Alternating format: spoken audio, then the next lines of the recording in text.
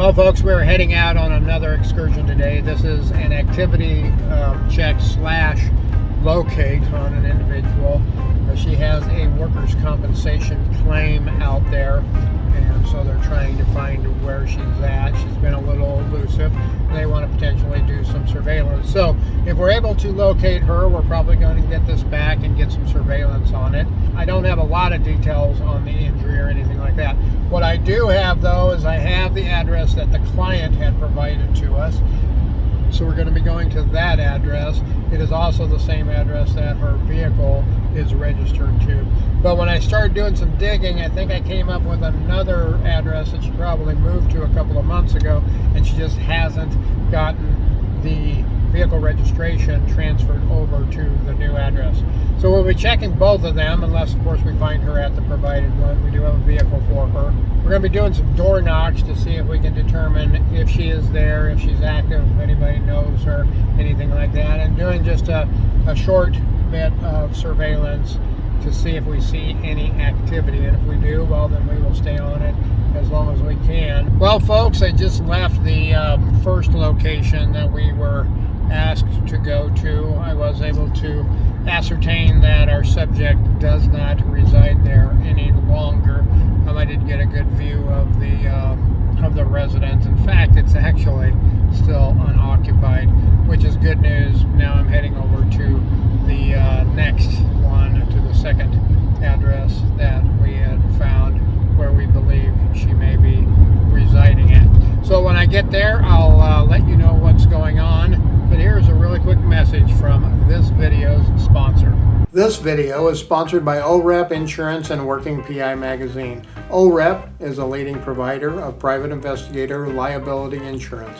Visit orep.org for a quote today. We are currently on scene at the second address, and it is a huge apartment complex. So I'm driving around right now just to kind of get my bearings on everything and to see if I see the vehicle. One of the challenges I can tell already, this is multiple buildings, but there is parking down underneath all of the buildings, and it looks like it may all be kind of tied together. I'm gonna have to probably go on foot. It does look like it is a secured facility, a secured residential area, so I don't think I can just drive downstairs and look for the vehicle. I'm probably going to have to find a way to walk down into that garage and see if I can see the vehicle anywhere as well. Probably going to have to wait to see a resident leaving the building, one of the buildings, and try to get in and try to identify which unit could be hers and if it's even able to be surveilled from the outside. Okay, I was able to, while I was out on foot, identify a potential location of where the apartment is. I believe I do know which unit it is, and it does have a balcony that I'm able to observe. I was able to go down into the parking garage on foot, and it is huge, folks. It was huge.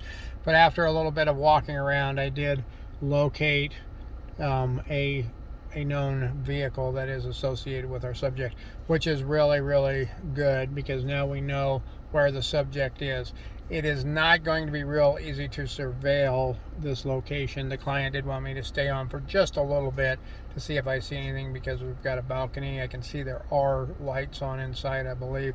So they wanted me to see if I saw any activity, and just to further decide whether we can do surveillance here. I believe we can do surveillance, but with the garage, the problem is this is on one entire city block, and the buildings are all kind of tied together with walkways in between, and the garage is all kind of tied together, and it does not look like there is assigned parking down in that garage area. At least I didn't notice any. Usually you'll see those. So it looks like people are just going down there and parking toward the closest elevator or closest stairs or whatever to get to their apartment. So given that, and also given that her vehicle is actually over in the middle of everything, it's really hard to say which way she would go to get to it and which exit she would use. So chances are when we do surveillance on this, it's going to take 2 or 3. I would recommend to the client to use at least 3, because then we can watch the most likely avenues of exit from that garage. We wouldn't be able to sit down there in the garage. There's a lot of cameras in there, and every vehicle has a permit on it. So I think we would probably be noticed by security. I have seen quite a bit of security walking around as well. But we would be able to sit outside and we could watch the exits, and also sit in the position where I am right now and be able to watch the balcony as well as the main exit if she exited on foot. One of the problems is there's a light rail station right back behind me, so she could come out and on either of the main streets get on a bus or go over to the light rail or go to her vehicle. So there's a lot of different avenues of exit here, and there is a ton of foot traffic, a lot of people walking around. So it's going to be a bit of a challenge, but I'm going to sit here for a little bit and I am going to see what I see. Okay, I did get a little bit of activity at the residence. I did not see our subject. However, I did see a dog that we are pretty sure is associated with her, because we have access to some of her open social media accounts out there. She has pictures of her family, pictures of her pets, and pictures of her children. And we did see one of the children there, we believe is hers. So we do know that we do have a good address for her, and we do know we would be able to maybe get some level of activity watching that balcony. She may come out or something like that. Again, the biggest challenge is going to be following her if she was to leave, because there is access points in multiple areas in that secured garage. We can't sit in there and do surveillance very easily. I get a little uncomfortable when I am in situations like that, and I've had clients that have said, well, just go down there and park, nobody's going to bother you. But there's signs that say no trespassing, you have to have a permit and things like that, and technically then you are trespassing. Even though you might be able to get away with it, you would still be trespassing. And I'm very careful with things like that, because in our world we cannot obtain evidence through illegal means. So if I was on the witness stand, if I was brought up on the stand and the other side said, well, how'd you get this video? Where were you parked?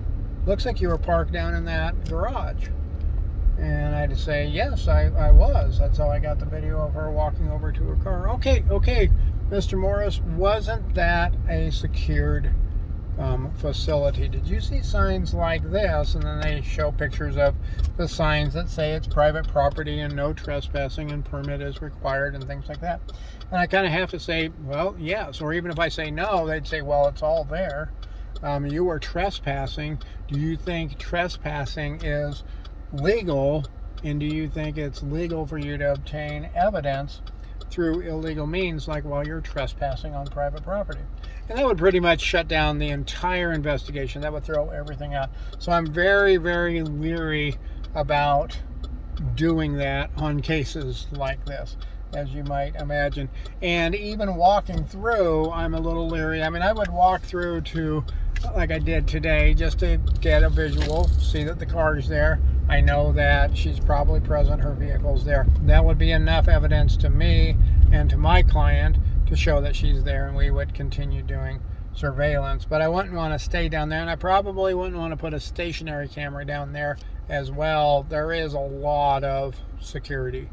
I have seen security cars and security guards, and there's a lot of cameras, and if somebody caught you on camera trying to secure a camera to something, they're not going to know what it is. They're just going to see you attaching a device to a wall or a pillar or a staircase or something like that, and that could potentially set off a lot of triggers, a lot of alarms for people to say, what in the world is this guy doing?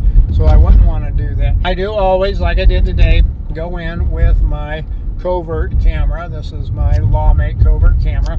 Affixes itself to a iPhone 6 is what I have it attached to. and it looks like a battery backup. It shoots video right out here, so I can just walk around and I can carry it so I can get video. I have a photo of the vehicle so I can prove to the client that the vehicle is there. I'm going to leave a link down below for all of the gear that I use and all of the LawMate stuff that I use.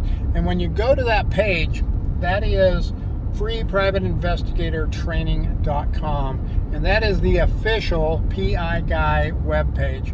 And I am a LawMate reseller. I am an approved LawMate reseller. So if you buy anything off of that page, that's directly on that page, you are buying directly from me. What I'm going to do is I am going to send your order information directly over to LawMate USA, and they are going to drop ship it via FedEx directly to you. So there's not anybody out there on eBay trying to scam you. There's not anybody out there on Amazon trying to scam you. You know that these are real products from the PI Guy, from LawMate, that you're buying. And a lot of those I have tested, and this is one that I just absolutely love. That's pretty much going to be a wrap, folks. And there is going to be another video right up here that is just for you. So make sure you check it out now.